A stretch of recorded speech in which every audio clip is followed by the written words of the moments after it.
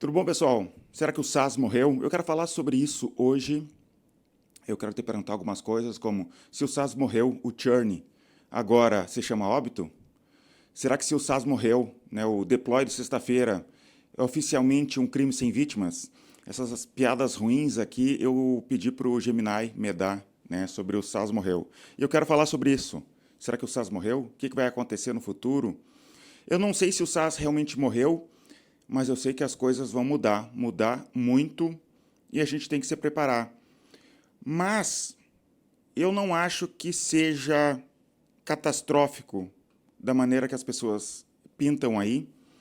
Eu tenho 45 anos de idade, antes que, né, para quem não sabe, meu nome é Davidson, eu tenho 45 anos de idade. Eu trabalho na frente do computador desde 1994, ou seja, são 32 anos acompanhando esse mundo de tecnologia. Eu já vi muita coisa acontecer e eu quero fazer um paralelo entre as coisas que eu já vi acontecer e a inteligência artificial e o futuro, tá? Normalmente não é exatamente como a gente imagina as coisas.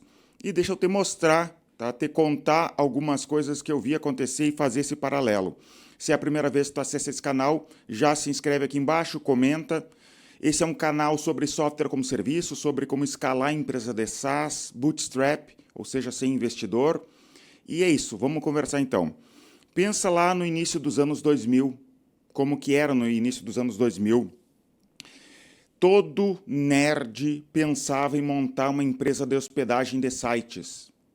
Tá? Então, todo mundo pensava em montar uma empresa de hospedagem de sites e foi uma das coisas que eu e meus sócios fizemos. A gente montou uma empresa de hospedagem de sites. Então, início dos anos 2000, não tinha redes sociais ainda. Tá? O Orkut veio em 2004. O Facebook veio antes de 2010, mas ele foi pegar no Brasil mesmo lá por 2010. Tá? Eu lembro, eu fui para o Canadá em 2007 e comecei a usar Facebook, porque o pessoal no Canadá usava Facebook. E a maioria das pessoas aqui no Brasil só foi começar a usar Facebook em 2010. Então, e pensa como que era o Orkut. O Orkut era algumas fotos, não tinha feed, tu participava de algumas comunidades ali e deu. Então, esse era o mundo em 2000, no início dos anos 2000. O que as pessoas acessavam na internet era site. Então, ao contrário do que é agora, que a gente abre e raramente entra num site, as pessoas iam para o Google ou para algum outro mecanismo de busca, KD, Alta Vista, Yahoo, buscavam sites e entravam em sites. Tu ficava feliz buscando sites, descobrindo um site interessante. Depois começou a surgir os blogs, as pessoas pesquisavam na internet e buscavam blogs, e era assim, não tinha WhatsApp, tu queria compartilhar alguma coisa, tu mandava por e-mail. E-mail tu mandava, tá? Então era assim, eu fazia dessa maneira, todo mundo fazia dessa maneira. Tinha algum outro jeito de se comunicar, tinha ICQ, MSN, e era assim. Só para eu estou dando esse contexto aqui só para comparar logo com inteligência artificial. Não se preocupa, não estou enrolando vocês, tá? E a internet também era algo mais difícil. Eu moro no interior do Rio Grande do Sul. Internet não era uma coisa que todo mundo tinha acesso. Eu comecei a ter acesso primeiro com internet de escada, veio a DSL depois. Então, se tu quisesse montar uma empresa de hospedagem, tu precisava ter um link dedicado, um computador ligado à internet. Esse link dedicado não era algo fácil de tu ter, era caro, né? Então não era para qualquer um. Só que com o tempo ficou cada vez mais fácil, cada vez mais barato, e a internet ficou mais barata. Para ter uma hospedagem de site, tu precisava ter um computador ligado à internet. O Linux começou a ficar popular entre servidores, tá? Que antigamente eram mais outros sistemas operacionais, começou a ficar mais popular. Linux é gratuito, internet, criou-se painéis como o Plesk para administrar servidores, né, para hospedagem de sites. Então era muito mais fácil, porque antes do Plesk e de outras ferramentas, tu queria criar um domínio, que a gente teve em empresa de hospedagem, tu tinha que escrever um monte de coisa em várias partes do sistema. Depois tu tinha um Plesk que ele fazia a hospedagem muito facilmente. Então ficou muito fácil. Pensa que também nos anos 2000 não tinha celulares, né? Celulares do jeito que é agora, smartphone. O iPhone surgiu lá por 2007, foi popularizar muito tempo depois, lá por 2012 começou a popularizar smartphones de verdade, principalmente no Brasil. Então, esse era o mundo nessa época dos anos 2000. Só que o que começou a acontecer? Começou a acontecer de todo mundo querer montar uma empresa de hospedagem, porque era fácil. Eu vou fazer uma empresa de hospedagem, colocar um site um servidor na internet e vendo isso. E ficou tão canibalizado esse mercado de hospedagem de sites que se tu procurasse na internet, tu abrir o Google e escrevesse hospedagem, de verdade, tu não achava um hotel, tu só achava empresa de hospedagem. Então, esse mercado ficou canibalizado. Todo mundo tinha uma empresa de hospedagem. Se não tinha com computador físico na internet, tu comprava um servidor online ou comprava, por exemplo, a própria Localweb vendia plano de hospedagem. Então, tu montava a tua empresa de hospedagem, que na verdade era um white label da Localweb ou de outras empresas. Dava para fazer isso. Então, esse mercado se prostituiu. Tá? Todo mundo estava fazendo hospedagem. E o que aconteceu? Popularizou demais, né? Só que, se tu for parar para pensar e analisar, teve uma empresa de hospedagem que nasceu em 1998 e depois, em 2020, fez IPO. Sabe o que é IPO? Né? De repente, eu falo os termos aqui, algumas pessoas não sabem. Ela abriu na Bolsa de Valores. Então, imagina aquele contexto que era o início do ano 2000, hospedagem de site, aquele mercado prostituído, e mesmo assim teve uma empresa no Brasil que cresceu nesse ambiente e em 2020 fez IPO. Mas a hospedagem não tinha acabado. Vamos agora fazer esse paralelo com o software como serviço, né? Recentemente eu até assinei um VPS para mim, né? Assinei na Hostinger para brincar, para fazer algumas coisas. Eu vi a HostGator investido pesado em eventos por todo o Brasil. Eu até tenho aquele jacarezinho da HostGator que eu dei para minha filha, né? Então, Localweb, Hostinger, HostGator, todas crescendo, todas ganhando dinheiro, todas empresas de hospedagem. E vamos fazer um paralelo, então, em relação ao SaaS. Qual é o grande medo das pessoas com o SaaS? Que todo mundo vai conseguir fazer um software. E esse software vai... Por exemplo, o eGestor, meu software. Tu, sozinho, com IA, ou um sobrinho que não sabe nada de tecnologia, sozinho vai fazer um eGestor equivalente com inteligência artificial e isso vai canibalizar o mercado. Isso não parece com esse mercado de hospedagem de sites também? Eu não estou dizendo que não vai acontecer isso daí, eu não estou dizendo que não vai existir alguma canibalização do mercado, mas tu não percebe que vai ter empresas que vão sobreviver e vão crescer mesmo com isso? Quem que sobreviveu na época das hospedagens? Quem sabia fazer distribuição do produto deles, quem sabia fazer venda do produto deles? Era basicamente isso.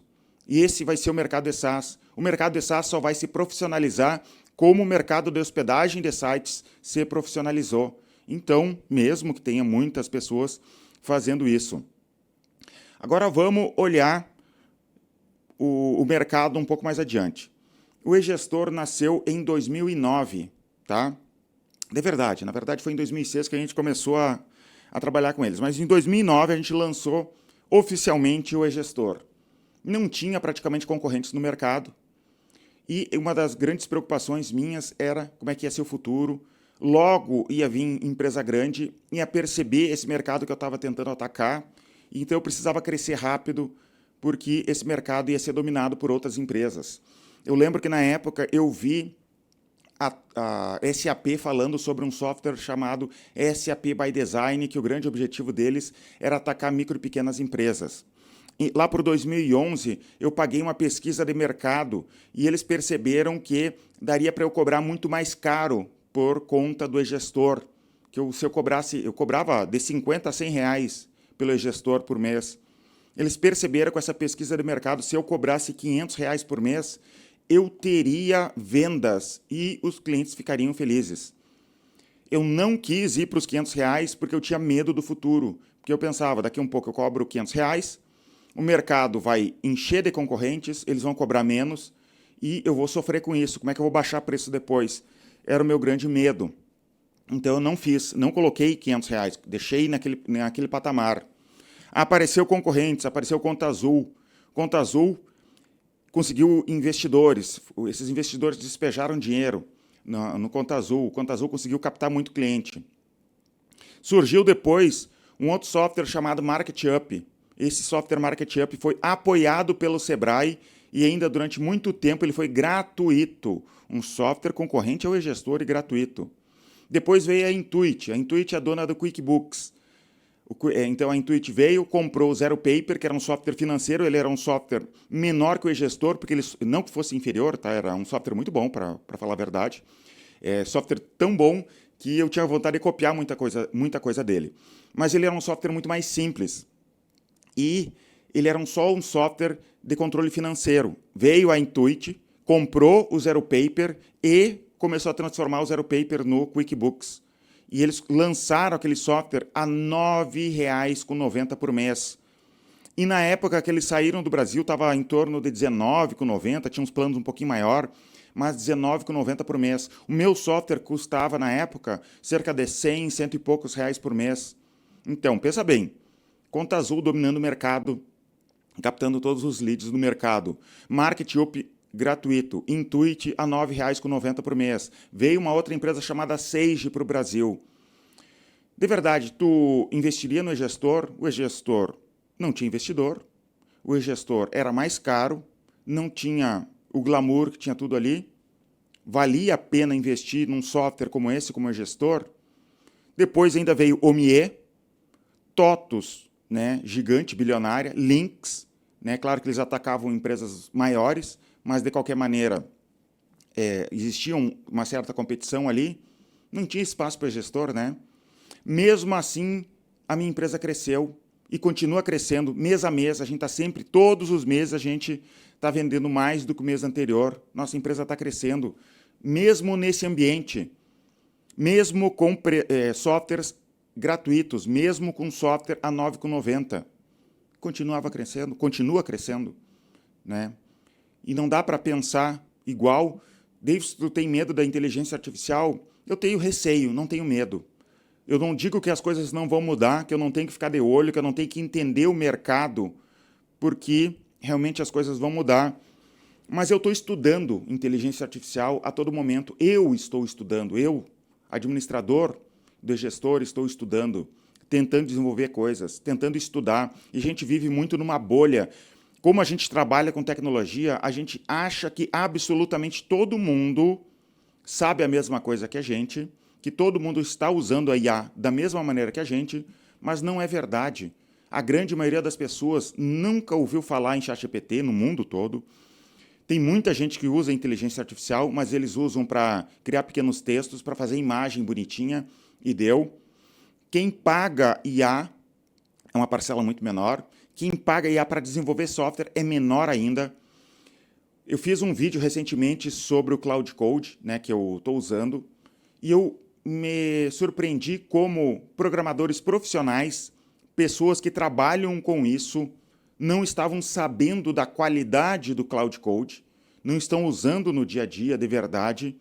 E eu, que não sou um programador profissional, eu sou um administrador, eu programo por brincadeira.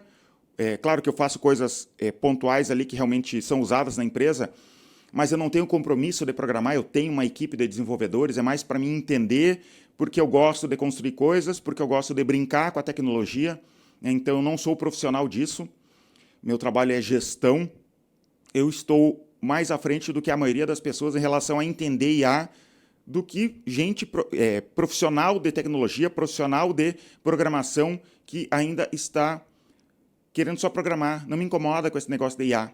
Né? Então, o mundo está assim, e tu percebe que preço não foi um problema, gratuito não foi um problema, concorrentes com investidor não foi um problema, nada disso foi um problema, as coisas continuaram crescendo. Mas agora vamos complicar as coisas. Um dos grandes problemas, um dos grandes medos das pessoas é justamente isso, né? Todo mundo vai conseguir criar um software. Mas já existe software open source há muito tempo. Software bom, código aberto, popular e que, mesmo assim, tem empresa ganhando dinheiro com esses mesmos softwares. Deixa eu te mostrar um exemplo. WordPress. O WordPress é o software open source, acredito eu, mais usado no mundo para web, para fazer blog. Todo mundo usa blog, todo mundo usa WordPress, usa ou usou ou vai usar WordPress. É um software livre, gratuito, feito em PHP, MySQL. E é isso. E ele é gratuito. Toda empresa de hospedagem tem um botão lá para te instalar o WordPress de maneira muito fácil. Tu vai ali, por exemplo, no Hostinger, tu clica, está instalado. Vai no HostGator, clica, está instalado. É muito fácil de instalar o WordPress.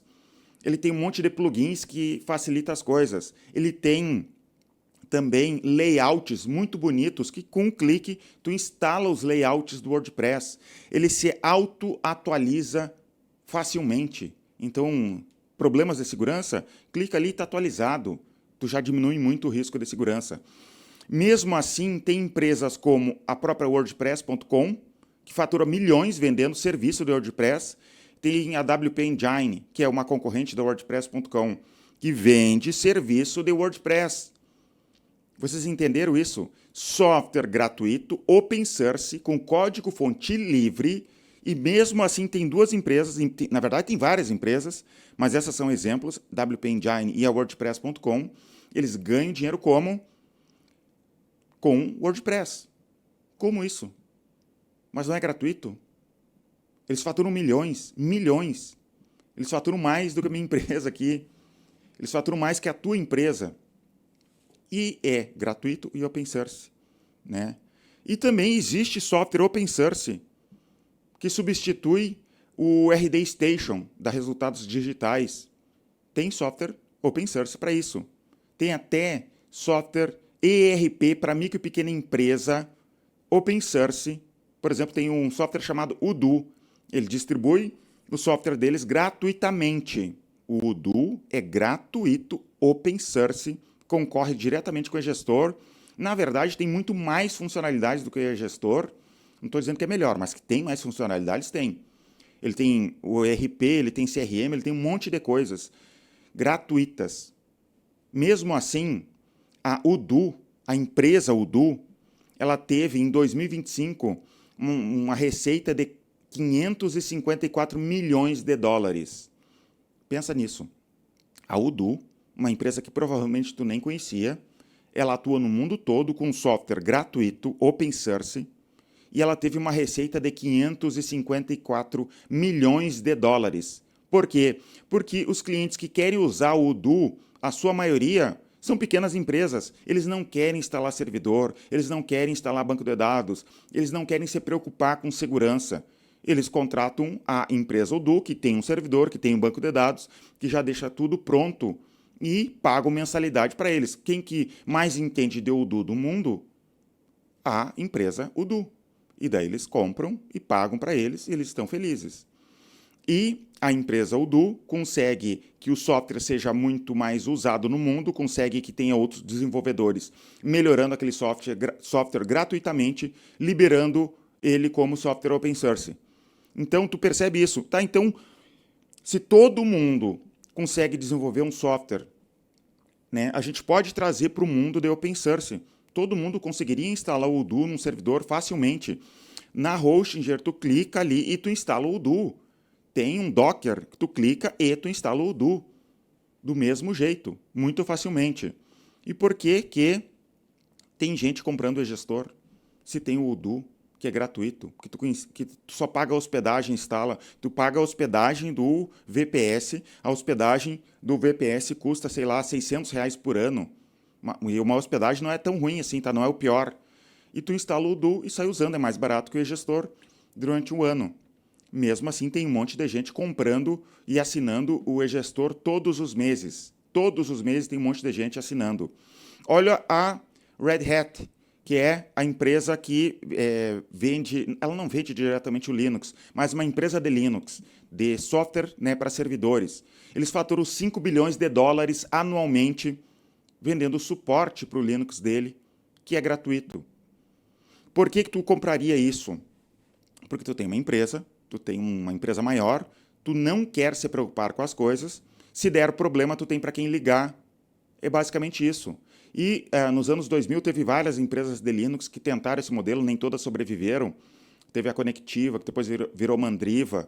Né? Mas isso tem mais a ver com o Brasil, tem mais a ver com gestão da empresa do que com o modelo. Mas teve empresas que sobreviveram e estão ganhando muito dinheiro. A Red Hat está acontecendo isso. Né? Então, digamos agora também que todo mundo vai usar a inteligência artificial para comunicar com vários softwares. Digamos, tu usa gestor, usa um CRM, tudo mais, mas todo mundo vai se comunicar com esses softwares usando uma inteligência artificial. Digamos que todo mundo use isso conversando via WhatsApp, via Telegram. Né? E tu quer saber, por exemplo, do e-gestor, qual cliente está devendo. Tu pergunta isso, exatamente isso. Né? Tu escreve no Telegram ali, qual cliente está me devendo? Enter. Isso. E vem a resposta no Telegram. E tu sabe, por que tu vai precisar do e-gestor se tu teria, de repente, os dados em outro lugar? Né? Tu poderia ter isso, e isso poderia matar, digamos, o e-gestor. Né? Só que tem uma coisa, eu fiz isso por um software interno meu, né, que é, por exemplo, se tu entrar vivendodesas.com.br, eu fiz um sistema de administração do site ali para saber quantos acessos tem o site. E liguei ao OpenClaw. E eu consigo perguntar para o meu OpenClaw, eu pergunto isso pelo Telegram, exatamente isso, quantos acessos teve o meu site hoje. E fiz isso. Eu criei um JSON que tem essas informações ligadas ao OpenClaw.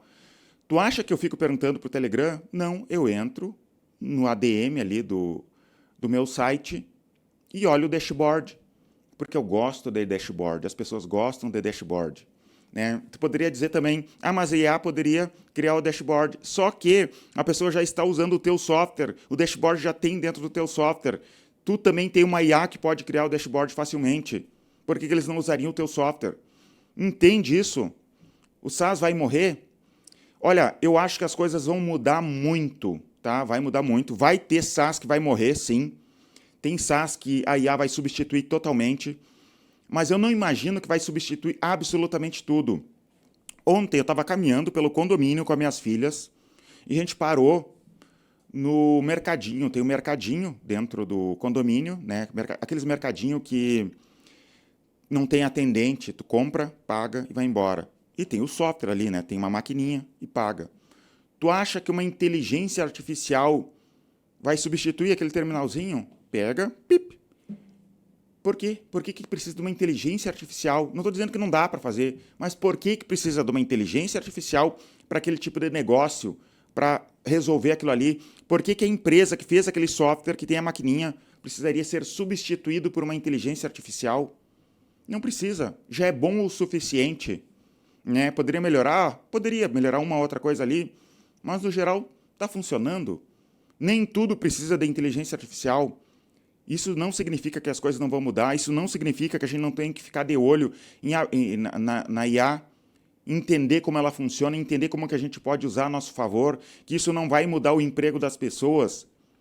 Né? Mas as coisas não mudam assim, eu já vi muita coisa no mercado.